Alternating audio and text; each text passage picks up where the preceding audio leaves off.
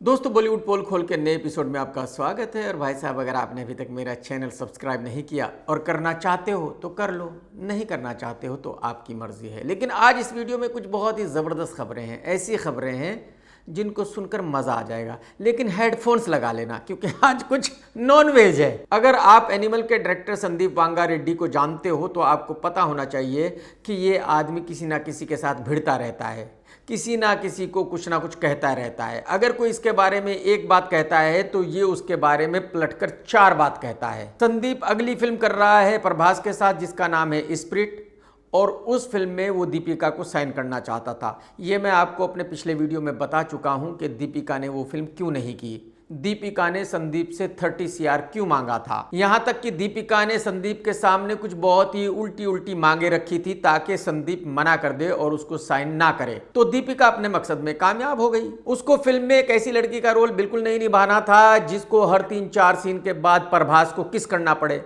जबकि प्रभास के पास खड़े होकर भी बदबू आती है। जब दीपिका ने मना कर दिया तो संदीप ने 24 आवर मिठाई बांटने वाली तृप्ति को साइन कर लिया। और जब संदीप को यह पता चला कि दीपिका ने अल्लू अर्जुन की फिल्म से 20 करोड़ में साइन की है तो जाहिर सी बात है संदीप भड़क उठा। संदीप को पता चल गया कि वो संदीप को बेवकूफ बना रही थी। और जैसे कि मैंने बताया कि संदीप कभी भी चुप नहीं रहता, वो किसी ना किसी से उलझता ही रहता है। तो संदीप डायरेक्टली दीपिका को ये नहीं कह सकता था कि भाई तुमने मेरी फिल्म नहीं की, एटली की फिल्म की, ये ठीक नहीं किया। तो संदीप ने भड़कते हुए कहा कि दीपिका ये ठीक नहीं है, ये किस तरह का फेमिनिज्म है कि जो तुमसे यंग एक्ट्रेस है तृप्ति, तुम उसकी बेइज्जती कर रही हो, तुम फिल्म की कहानी रिवील कर रही हो, तुम दुनिया को बता रही हो कि तुमने इस फिल्म को क्यों नहीं किया और तृप्ति ऐसा रोल क्यों कर रही है। अब मैं वांगा से ये पूछना चाहता हूं कि भाई साहब, आपकी फिल्म की कहानी कोई रिवील कैसे कर सकता है? आपकी फिल्म की कहानी तो सारी दुनिया को एडवांस में पता होती है। आपकी किसी भी फिल्म में क्या होता है भाई, जो हीरोइन है उसको नंगे घूमना है, उसको 10-15 किस करनी है, 2-4-5 बेड सीन करने हैं, आपकी फिल्म में 10-15-20 एक्शन सीन होने हैं। यही तो आपकी फिल्म की कहानी होती है। और लड़की की बेइज्जती आपने दिखानी ही दिखानी है, इसके बिना तो आप फिल्म बना नहीं सकते। तो भाई साहब, आपकी कहानी कोई क्या रिवील करेगा? आपकी कहानी पहले से सारी दुनिया को पता है, आप फिक्र मत करो मेरे भाई। पिछले 3-4 दिन से हंगामा मचा हुआ है फिल्म हेरा फेरी 3 को लेकर। मूत पीकर जिंदगी गुजारने वाले परेश रावल ने ऑफिशियली कहा कि मैं हेरा फेरी 3 नहीं कर रहा हूं, मुझे ये कैरेक्टर नहीं करना है, मुझे ये रोल नहीं करना है, मैं इस रोल को करते करते थक गया हूं।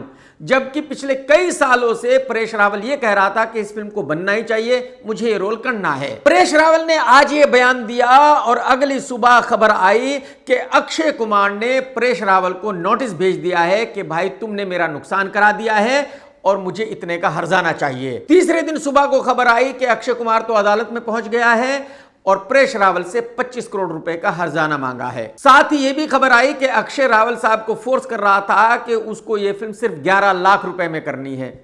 आप मुझे बताइए, जो फिल्म में मेकअप मैन होता है उसके भी 11 लाख नहीं होते? जो एक जूनियर आर्टिस्ट होता है आज की तारीख में वो भी 11 लाख में फिल्म नहीं करता। तो परेश रावल किसी फिल्म को 11 लाख में कैसे कर सकता है और अक्षय उसको इस अमाउंट में किसी फिल्म को करने के लिए कैसे कह सकता है? तो एक्चुअली ये सारी खबरें ऐसी थी जिनके ना तो सर थे ना पैर थे। और यही वजह है कि मैंने ये कहा था कि ये सारी खबरें झूठी है, इनमें कोई भी सच्चाई नहीं है। उसकी वजह यह है कि अक्षय कुमार कभी भी इस तरह के काम नहीं करता। अक्षय कुमार बॉलीवुड में 35 साल से काम कर रहा है। क्या आपने कभी देखा कि अक्षय ने किसी को नोटिस भेजा है, अक्षय किसी को अदालत में लेकर चला गया है? तो मुझे ऐसा लग रहा था कि एक्चुअली मीडिया वालों को ज्यादा कुछ पता होता नहीं है, मीडिया वाले ज्यादातर अनपढ़ ही हैं। तो मीडिया वालों को यह पता होता नहीं कि कौन सी खबर सच्ची है, कौन सी खबर झूठी है। तो मुझे ऐसा लग रहा था कि मीडिया वाले पागल हो चुके हैं, ये उल्टी सुल्टी खबर बना रहे हैं और यही ऐसी खबरें दे रहे हैं। और यही वजह है कि मैंने ट्वीट भी किया, मैंने 2 वीडियो भी रिलीज किए और मैंने ये कहा कि ये पॉसिबल नहीं है। अक्षय कुमार ने 35 साल में आज तक किसी के साथ ये सब नहीं किया, नोटिसबाजी, कोर्ट में जाना, ये सब कभी अक्षय ने किसी प्रोड्यूसर के साथ नहीं किया, किसी डायरेक्टर के साथ नहीं किया। तो अब अक्षय ऐसा क्यों करेगा? हो ही नहीं सकता। और अक्षय कुमार 35 साल से इंडस्ट्री में है, अक्षय कुमार कितनी फिल्में कर चुका है परेश रावल के साथ। आज भी अक्षय कुमार 2 और फिल्में परेश रावल के साथ कर रहा है, वेलकम 3, भूत बंगला। मैं अक्षय कुमार के कितने किस्से जानता हूं, आशु भगनानी के साथ, विपुल शाह के साथ, भूषण के साथ, लेकिन अक्षय ने कभी भी किसी के साथ नोटिसबाजी नहीं की। अक्षय कभी भी किसी के खिलाफ अदालत में नहीं गया। अक्षय को कितना ही नुकसान हो जाए, अक्षय ये सब नहीं करता। लेकिन जब कल हाउसफुल 5 का ट्रेलर लॉन्च हो रहा था तो अक्षय कुमार ने कुछ ऐसा कहा जिसको सुनकर मैं हैरान रह गया। जरा सुन लीजिए आप भी। एंड जो भी कुछ है, I don't think so this is a place where I am going to talk about it, because whatever has to happen, it's a very serious matter. It is a matter which is going to be handled by the court. तो पहले तो अक्की ने कहा कि परेश रावल को किसी को भी फूल नहीं कहना चाहिए। अरे भाई, जिसके साथ आप कोर्टबाजी कर रहे हो उसको अगर कोई फूल कह रहा है तो आपको क्या प्रॉब्लम हो सकती है। फिर अक्की ने कहा कि ये केस अदालत में है, अदालत डिसाइड करेगी। चलो मैं अक्की की बात मान लेता हूं कि अक्की पत्रकारों के सामने बैठा था, वो पत्रकार जो अकल से पैदल है, जिनको कुछ नहीं पता कि कैसे केस होता है, अदालत कैसे काम करती है, वगैरह वगैरह। लेकिन अक्की को यह पता होना चाहिए था कि जो वो कह रहा है लाखों लोग और भी उसको सुनेंगे और फिर वो समझने की कोशिश करेंगे कि अक्की क्या कह रहा है। तो अब मैं स्टार्टिंग से आपको समझाता हूं। पहली बात तो ये कि अक्की और परेश रावल बहुत अच्छे दोस्त हैं, वो एक दूसरे के साथ अदालत में नहीं जा सकते, वो एक दूसरे से दुश्मनी नहीं कर सकते। आज भी अक्की और परेश रावल 2-3 फिल्में साथ में कर रहे हैं और आगे भी करेंगे, ये मैं गारंटी के साथ कह सकता हूं। अब लीगल पर आ जाते हैं। परेश रावल ने आज कहा मैं फिल्म नहीं कर रहा हूं, दूसरे दिन खबर आई कि अक्की ने नोटिस भेज दिया है। अरे भाई, इतने जल्दी नोटिस कैसे भेज दिया?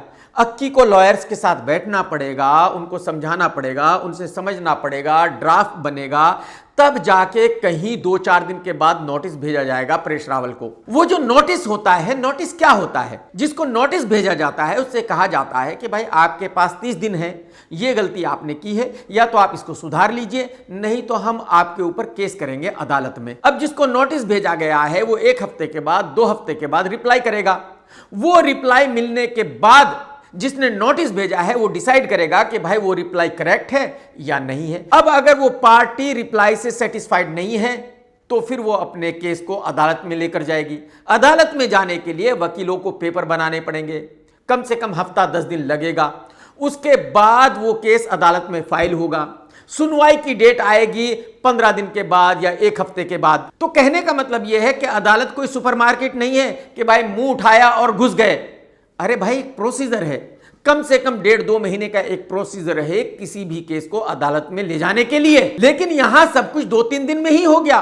पहले परेश ने कहा कि मैं फिल्म नहीं कर रहा हूं, दूसरे दिन खबर आई कि अक्की ने नोटिस भेज दिया है, तीसरे दिन खबर आई कि अक्की अदालत में चला गया है। यानी कि ये जो न्यूज है ये पत्रकारों को अक्की के ऑफिस से ही जा रही थी, और पत्रकार इतने बड़े उल्लू के पट्टे हैं कि उनको पता नहीं कि क्या सही है क्या गलत है। उनको जो मिल गया उन्होंने वो छाप दिया, कह दिया, बात खत्म। तो ये सब कुछ देखने के बाद, समझने के बाद मेरी समझ में ये आया है कि ये एक पब्लिसिटी स्टंट है। एक्चुअली अक्की को ये फिल्म बनानी है, परेश रावल को भी ये फिल्म करनी है, और उन दोनों को पता है कि ये फिल्म एक बहुत बड़ी हिट फिल्म हो सकती है। यही वजह है कि शायद अक्की इस फिल्म को बनाने के लिए बहुत ज्यादा पैसे मांग रहा हो और कोई कॉर्पोरेट हाउस इस फिल्म पर उतने पैसे लगाने के लिए तैयार ना हो रहा हो। तो ये हो सकता है कि अक्की ने और परेश ने बैठकर ये डिसाइड किया हो कि अगर हम ये पब्लिसिटी करेंगे तो फिल्म बहुत ज्यादा गर्म हो जाएगी और कोई भी स्टूडियो फौरन ही इस फिल्म पर पैसे लगाने के लिए आ जाएगा। और ये मैं नहीं, पूरा बॉलीवुड जानता है कि भाई अदालत में जाने से फिल्म नहीं बनती, किसी एक्टर को फोर्स करके कोई फिल्म नहीं कराई जा सकती, किसी एक्टर को फोर्स करने से कोई फिल्म नहीं बन सकती। फिल्में जो बनती है वो दोस्ती यारी में भाईचारे के साथ बनती है। तो कुल मिलाकर मैं ये कह सकता हूं कि ये एक पब्लिसिटी स्टंट है।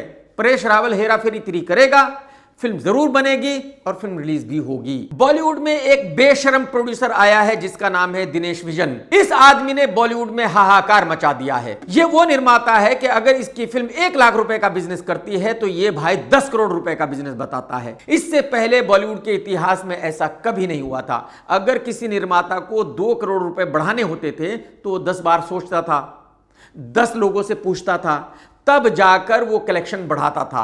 लेकिन ये भाई ऐसा है कि इसको घंटा फर्क नहीं पड़ता कि बॉलीवुड क्या कहेगा।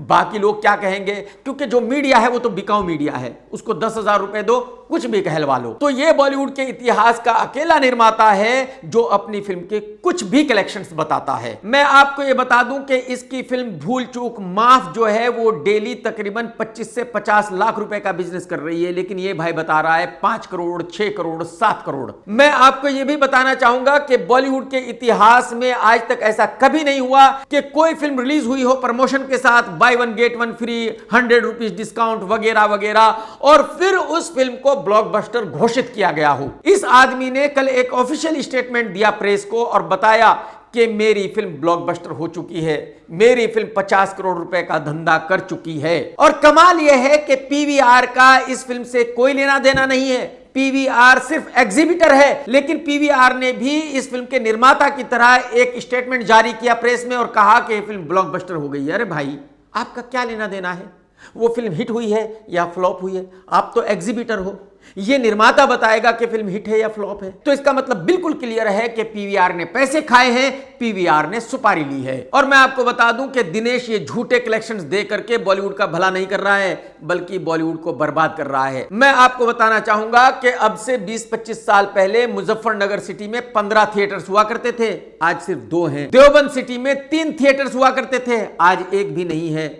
रुड़की सिटी में भाई साहब 7 थिएटर्स हुआ करते थे, आज सिर्फ 1 है। क्या वजह है कि जिस शहर में 3 थिएटर्स हुआ करते थे आज एक भी नहीं है? उसकी वजह यह है कि जो निर्माता है वो अपनी फिल्म को हिट बताता है, लेकिन उस एग्जीबिटर के पास वो फिल्म बिजनेस ही नहीं करती, वो बेचारा अपने स्टाफ की सैलरी भी रिकवर नहीं कर पाता। तो फाइनली क्या करे, वो अपने थिएटर को बंद कर देता है, बारात घर बना देता है, बात खत्म। तो ये जो लक्षण है दिनेश विजन के, ये बॉलीवुड को बर्बाद कर रहे हैं। आने वाले वक्त में ऐसा होगा कि ना जाने कितने थिएटर्स बंद हो जाएंगे, बारात घर बन जाएंगे या कुछ और बन जाएंगे, लेकिन वो थिएटर्स नहीं रहेंगे। तो एक्चुअली बॉलीवुड वालों को इकट्ठे होकर सामने आना चाहिए और ऑफिशियली कहना चाहिए कि दिनेश मोटे तू बॉलीवुड को बर्बाद कर रहा है और ये बेशर्मी बंद कर दे, ये फ्रॉडगिरी बंद कर दे, आज के बाद ऐसा नहीं करना। हर्षवर्धन राणे की एक फिल्म को रिलीज किया गया था, उसने थोड़ा सा बिजनेस कर लिया था और उस फिल्म के बिजनेस करते ही बॉलीवुड ने हर्षवर्धन राणे को स्टार मान लिया है। एक दिल्ली का लौंडा है अंशुल गर्ग, ये गाने वगैरह बनाया करता है, किसी ना किसी को फंसा के लाता रहता है, उसका इन्वेस्ट कराता रहता है और ठीक भी है, बिजनेस तो करना है। पिछले कई सालों से अंशुल एक फिल्म बनाना चाहता था, जाहिर सी बात है बॉलीवुड का कोई भी एक्टर उसके साथ काम क्यों करेगा, लेकिन फाइनली अब वो एक फिल्म बना रहा है हर्षवर्धन राणे के साथ। इस फिल्म को डायरेक्ट कर रहा है मिलाप जवेरी और इस फिल्म की हीरोइन है पंजाबी फिल्मों की एक्ट्रेस सोनम बाजवा। इस लड़की का पंजाबी फिल्मों में कैरियर खत्म हो गया है, यही वजह है कि बॉलीवुड में आ गई है और अब बॉलीवुड की फिल्में कर रही है। अगर आपने गौर किया है तो यह हाउसफुल 5 में भी है। दोस्तों, अक्षय कुमार की फिल्म हाउसफुल 5 जल्दी ही रिलीज होने वाली है और इस फिल्म का ट्रेलर रिलीज कर दिया गया है। आज मैं उसी का रिव्यू करूंगा। पहले ही सीन में दिखाया गया है कि रंजीत $69 बिलियन का मालिक है, यानी कि एक बहुत बड़ा आदमी है। लेकिन प्रॉब्लम यह है कि रंजीत बड़ा आदमी कम लगता है, कबाड़ी ज्यादा लगता है। बताया गया है कि रंजीत 100 साल का हो गया है और अब अपने जन्मदिन की पार्टी में वो डिक्लेयर करेगा कि उसकी इस जायदाद का मालिक कौन है और इसकी दौलत का मालिक वही बनने वाला है जो इसका असली बेटा है, उसका नाम है जॉली। लेकिन इस लुखे को पता नहीं है कि वो इसका असली बेटा कौन है, असली जॉली कौन है। अब रितेश भी जॉली बनकर आ जाता है, अभिषेक भी जॉली बनकर आ जाता है, अक्षय कुमार भी जॉली बनकर आ जाता है, यानी कि बहुत सारे लोगों में होड़ लग जाती है अपने आप को उसका बेटा साबित करने की, उसके दौलत पे कब्जा करने की, असली जॉली साबित करने की। जैसे कि मैं बता चुका हूं कि रंजीत अमीर आदमी कम लगता है, कबाड़ी ज्यादा लगता है और रंजीत 100 साल की उम्र का आदमी लगता ही नहीं है, तो फिर उसका 100वां जन्मदिन कैसे है। 1969 में एक फिल्म आई थी जिसका नाम था वारिस। उसकी बेसिक कहानी भी यही थी कि भाई एक अमीर आदमी था और उसको नहीं पता था कि उसका असली बेटा कौन है, तो 3-4 लोग उसके बेटे बनकर आ जाते हैं उसकी दौलत पर कब्जा करने के लिए। तो एक्चुअली इस फिल्म की जो बेसिक कहानी है वो तो उस फिल्म से ली गई है, लेकिन यह आज पॉसिबल नहीं है कि किसी भी फिल्म की कहानी को उठाकर उस पर दोबारा फिल्म बना दी जाए बिना राइट्स खरीदे हुए। तो वारिस की इस बेसिक कहानी में और भी कई फिल्मों की कहानियों को जोड़ा गया है, मिक्स किया गया है। ऐसी ही एक इंग्लिश फिल्म है जिसको बहुत बड़े शिप पर शूट किया गया है, जिसमें बहुत सारे लोग अपनी गर्लफ्रेंड्स के साथ वहां होते हैं और एक मर्डर हो जाता है और पता करना होता है कि मर्डर किसने किया है। तो वो कहानी भी इसमें मिक्स कर दी गई है। कहने का मतलब यह है कि इस फिल्म की कहानी को 3-4 फिल्मों की कहानी को जोड़कर बनाया गया है और ये कहानी लिखी है इस फिल्म के निर्माता साजिद नडियाडवाला ने खुद। तो इस ट्रेलर में 2 चीजें तो बिल्कुल क्लियर हैं कि भाई किसी ने अपने आप को साबित करना है कि वो रियल जॉली है, रंजीत का बेटा है और वही उसकी दौलत का मालिक है। और दूसरी बात यह है कि जिस शिप पर ये सभी लोग हैं उस पर एक मर्डर हो गया है, तो अब पता करना है कि असली किलर कौन है। तो ये 2 बेसिक कहानी बिल्कुल क्लियर हैं। मैं ऐसा मानता हूं कि इस फिल्म में और कितनी भी कहानियों को जोड़ा गया हो, लेकिन ये 2 कहानी ही सबसे बड़ी इस फिल्म की प्रॉब्लम है। क्योंकि अगर ये फिल्म सिर्फ एक कहानी पर होती कि भाई किसी एक को साबित करना है कि वो रंजीत का असली बेटा है, वो दौलत का असली मालिक है, तो बात समझ में आती। या फिर यहां सिर्फ ये कहानी होती कि भाई एक मर्डर हुआ है और अब पता करना है कि वो मर्डर किसने किया है, तो भी बात समझ में आती। लेकिन जब दोनों कहानियों को आपने मिक्स कर दिया है तो इसका मतलब यह है कि इस फिल्म का कचुंबर बन गया है। मेरा ऐसा मानना है कि इस फिल्म की कहानी हर 2 सीन के बाद अलग होती जाएगी। कभी ये कि भाई असली किलर कौन है, कभी ये कि असली दौलत का मालिक कौन है। जब फिल्म के देखने वाले दर्शक बार बार कंफ्यूज होते रहेंगे, बार बार भटकते रहेंगे, तो जाहिर सी बात है उनको फिल्म के देखने में मजा नहीं आएगा। मेरी दूसरी प्रॉब्लम इस फिल्म के साथ यह है कि यह कॉमेडी फिल्म नहीं है बल्कि एक थ्रिलर है। ये साजिद नडियाडवाला यानी कि इस फिल्म के निर्माता ने खुद ही बताया है कि भाई ये फिल्म एक थ्रिलर है। तो फिर इस फिल्म का नाम हाउसफुल 5 क्यों है? क्योंकि जो हाउसफुल सीरीज है वो तो एक कॉमेडी फिल्मों की सीरीज है। I've been thinking about this for the last 30 years and if I make a thriller, what would be the X factor? तो ये फिर से ठीक वैसे ही हो गया है जैसे अक्षय कुमार की एक फिल्म आई थी बड़े मियां छोटे मियां। वो एक कॉमेडी फिल्म होनी चाहिए थी लेकिन एक एक्शन फिल्म थी और यही वजह है कि वो फिल्म नहीं चली थी। तो अगर हाउसफुल 5 नाम है तो फिल्म कॉमेडी होनी चाहिए थी, ना कि थ्रिलर। जब थ्रिलर फिल्म है तो नाम कुछ और होना चाहिए था। तो इसका मतलब यह हुआ कि फिल्म के बनाने वालों को बनाने से पहले ही यह पता नहीं था कि उनको फिल्म कॉमेडी बनानी है या थ्रिलर बनानी है। अब अगर मुझे पूरा ट्रेलर देखते हुए कहीं भी हंसी नहीं आई तो यह बिल्कुल जायज है, क्योंकि निर्माता साहब खुद ही कह चुके हैं कि भाई ये कॉमेडी फिल्म नहीं है। तो जाहिर सी बात है आपको हंसी कैसे आएगी? ये तो एक थ्रिलर फिल्म है। आपको सोचना पड़ेगा कि असली बेटा कौन है, असली किलर कौन है। तो मैं फिल्म के निर्माता साहब से यह कहना चाहता हूं कि सर मेरी ये बिल्कुल प्रॉब्लम नहीं है कि कौन लुक्खा किलर है और कौन लुक्खा उसका असली बेटा है। मैं तो अगर इस फिल्म को देखने जाता तो एंटरटेनमेंट के लिए देखने जाता, हंसने के लिए देखने जाता। और अगर आप कह रहे हो कि कॉमेडी फिल्म है ही नहीं, इसमें हंसी है ही नहीं, ये तो थ्रिलर है, तो मुझे घंटा फर्क नहीं पड़ता, फिर मुझे फिल्म नहीं देखनी है। इस फिल्म के साथ मेरी अगली प्रॉब्लम यह है कि इसमें इतने ज्यादा फ्लॉप एक्टर हैं, इतने ज्यादा फ्लॉप एक्टर हैं कि भाई साहब उनके चेहरों पर देखा नहीं जाता। इस ट्रेलर में ही इतने फ्लॉप एक्टरों को देखकर मेरा दिमाग पक गया है, मुझे फिल्म नहीं देखनी है। अगर आपको याद हो तो ऐसा ही फिल्म रेस 3 के साथ हुआ था। उसमें बहुत सारे फ्लॉप एक्टर्स थे और फिल्म ने पानी नहीं मांगा था। ऐसे ही रणवीर सिंह की फिल्म द 83 के साथ हुआ था। उसमें भी बहुत सारे फ्लॉप एक्टर्स थे, फिल्म ने पानी नहीं मांगा था। और ऐसा ही कुछ हुआ था फिल्म किसी का भाई किसी की जान के साथ। उसमें भी बहुत सारे फ्लॉप एक्टर्स थे और भाई साहब उस फिल्म ने भी बॉक्स ऑफिस पर पानी नहीं मांगा था। और एक और फिल्म आई थी ऐसी ही रणवीर सिंह की सर्कस, उसमें भी बहुत सारे फ्लॉप एक्टर्स थे, वो भी फिल्म फ्लॉप ही रही थी। तो एक्चुअली इस फिल्म में इतने ज्यादा फ्लॉप एक्टर्स को भर दिया गया है, इतने सारे बुड्ढों को भर दिया गया है कि उनको देखने में किसी का कोई इंटरेस्ट नहीं है। तो जब आज तक ऐसी कोई भी फिल्म कामयाब नहीं हुई जिसमें बहुत सारे फ्लॉप एक्टर्स थे, तो ये फिल्म कामयाब कैसे हो सकती है? अब जैसे कि मैंने बताया कि इस फिल्म में कबाड़ी रंजीत सिंह का असली बेटा ढूंढने के साथ यह भी ढूंढना है कि असली किलर कौन है। तो इस फिल्म के राइटर और निर्माता ने कहा है कि इस फिल्म में कोई एक किलर नहीं है, बल्कि ये दुनिया की ऐसी पहली फिल्म है जिसमें बहुत सारे किलर्स हैं।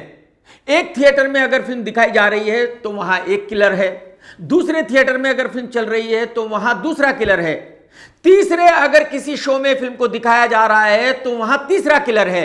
यानी कि हर शो में एक नया किलर है। और यह खाली इंडिया में नहीं है, बल्कि पूरी दुनिया में ऐसा ही होने वाला है कि अगर फिल्म लंदन के एक थिएटर में चल रही है तो वहां कोई और किलर है, अगर फिल्म अमेरिका के एक थिएटर में चल रही है तो वहां कोई और किलर है।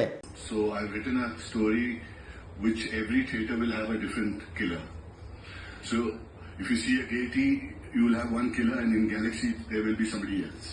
मैं आपको बताना चाहूंगा कि इस फिल्म के पहले ही दिन इंडिया में शोज होंगे तकरीबन 15 से 16 हजार, और ओवरसीज में भी कम से कम 5,000 शोज होंगे। तो अगर इस फिल्म के हर शो में एक कोई अलग किलर है तो इसका मतलब यह है कि साजिद भाई ने तकरीबन 15,000 प्रिंट्स बनाए हैं इस फिल्म को रिलीज करने के लिए। और ऐसा तो है नहीं कि भाई किलर दिखाने के लिए बस आप इतना दिखाएंगे कि एक आदमी आया, उसने चाकू मारा और बात खत्म। अरे भाई, आगे की स्टोरी दिखानी पड़ेगी, पीछे की स्टोरी दिखानी पड़ेगी, ये जस्टिफाई करना पड़ेगा कि वही किलर है। इसका मतलब यह है कि अगर 15,000 क्लाइमैक्स साजिद भाई ने शूट किए हैं तो एक क्लाइमैक्स पर कम से कम 2 करोड़ रुपए लगे होंगे। तो इसका मतलब यह हुआ कि इस फिल्म का बजट हो गया 30,000 करोड़ रुपीस। साजिद भाई, जब आप कुछ कह रहे थे तो कम से कम बोलने से पहले सोच लेते। आपके पीआर वालों ने जो आपको कहने को बोला वो आपने कह दिया बिना सोचे समझे। मेरे भाई साहब, आपका पीआर वाला है पराग देसाई। अगर उस भाई को बेचारे को इतनी नॉलेज होती तो वो पीआर वाला क्यों होता? वो आज निर्माता होता, निर्देशक होता। आपके मार्केटिंग टीम में जो भी है, अगर वो इतने होशियार होते, उनको पता होता कि आपको क्या कहना है क्या नहीं कहना है, तो वो आपके ऑफिस में नौकरी क्यों कर रहे होते भाई साहब? वो बहुत बड़े निर्माता निर्देशक होते या किसी कंपनी के मालिक होते। तो जबकि आपसे गलती हो गई है कि आपने एक मर्डर मिस्ट्री पर फिल्म बना दी है और आपको पता है कि आज की तारीख में मर्डर मिस्ट्री फिल्म चल नहीं सकती, तो अब आपके पीआर वालों ने आपको बताया कि आप ऐसा बोलना, पब्लिक कंफ्यूज हो जाएगी, पब्लिक को पता ही नहीं चलेगा और फिल्म हिट हो जाएगी।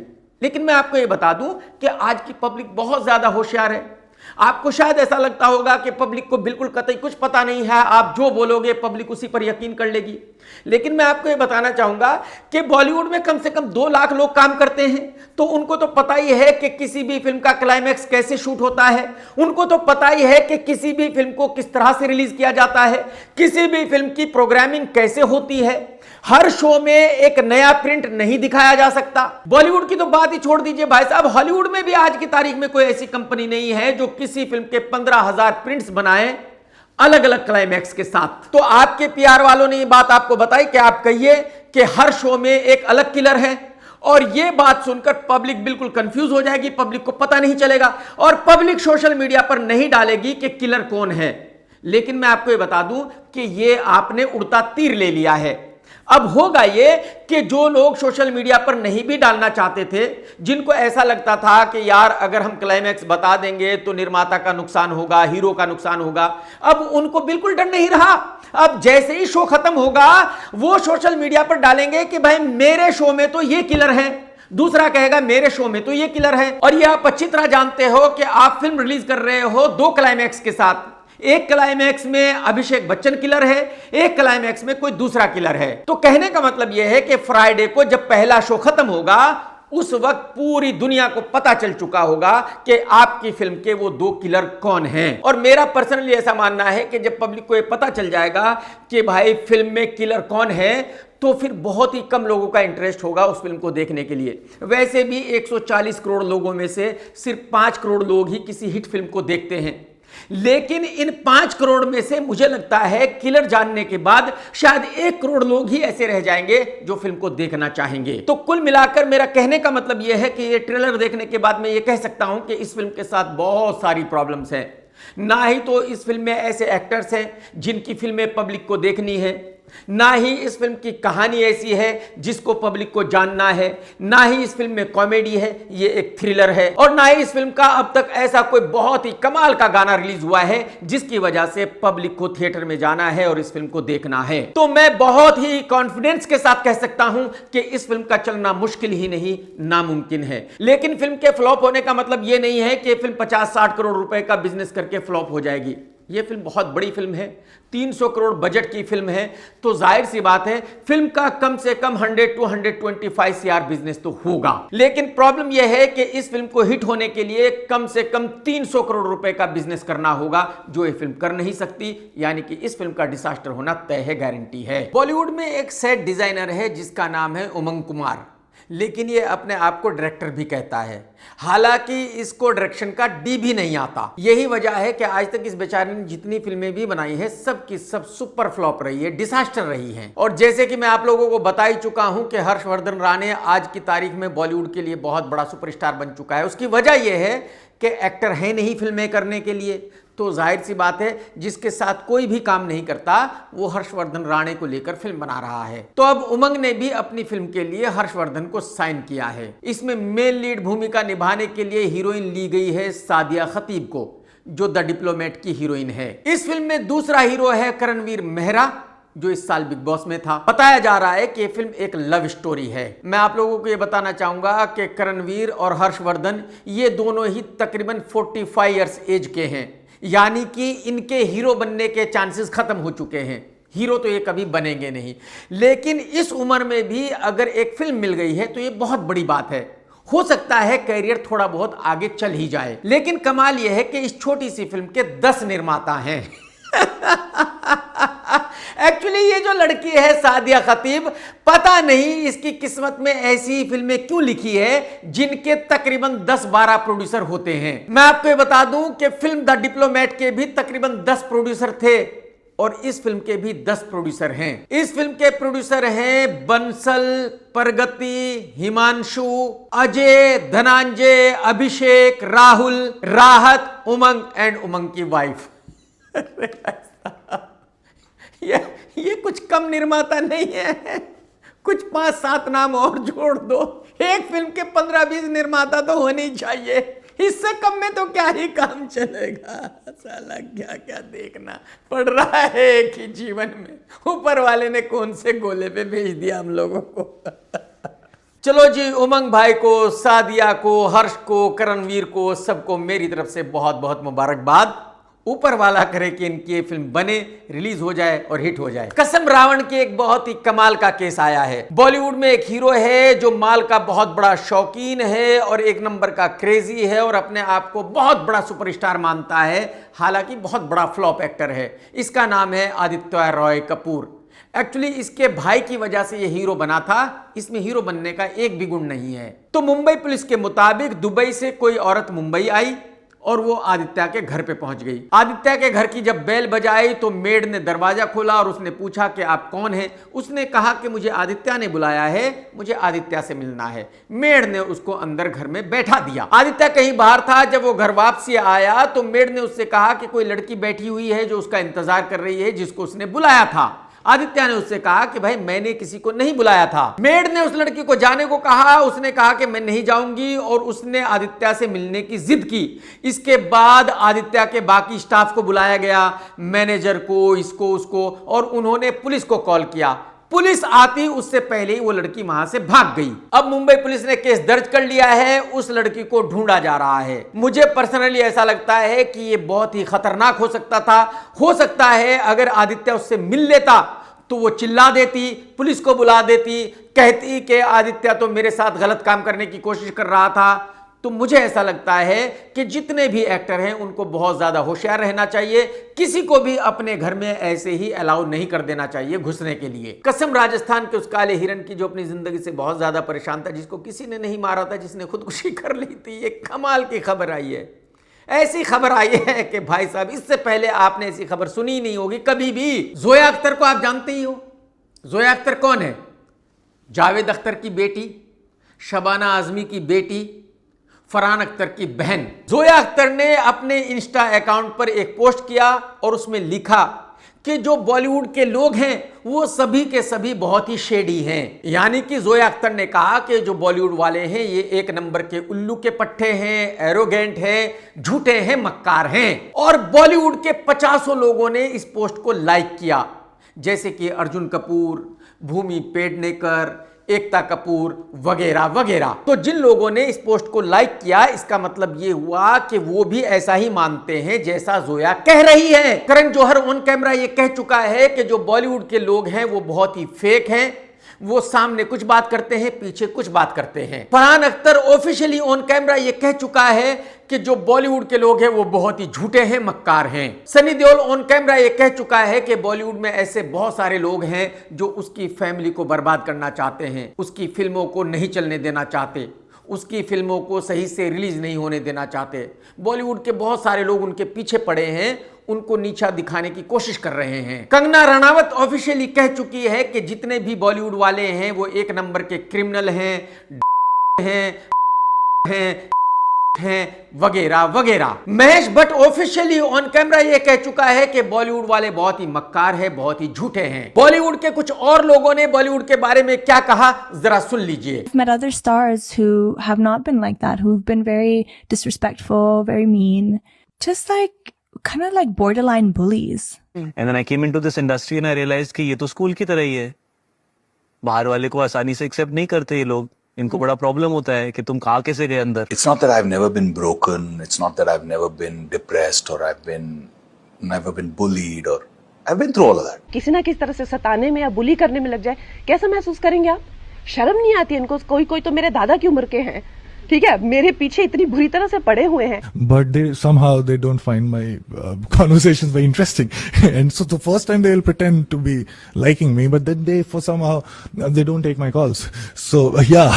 यानी कि नोरा फतेही भी बॉलीवुड वालों को गालियां दे रही है, शाहिद कपूर भी बॉलीवुड वालों को गालियां दे रहा है, सुशांत सिंह तो बॉलीवुड वालों को गालियां देता ही था। और करण जौहर के शो पर आप देख ही चुके हो कि बॉलीवुड वालों ने दूसरे बॉलीवुड वालों के बारे में क्या कहा। डायरेक्टर संदीप वांगा रेड्डी का कहना यह है कि जो बॉलीवुड है ये एक गैंग है, ये डी कंपनी की तरह काम करता है। Now one thing I understood now, almost 5 years in Bombay, this is a gang. This is a gang, they only like one particular kind of films.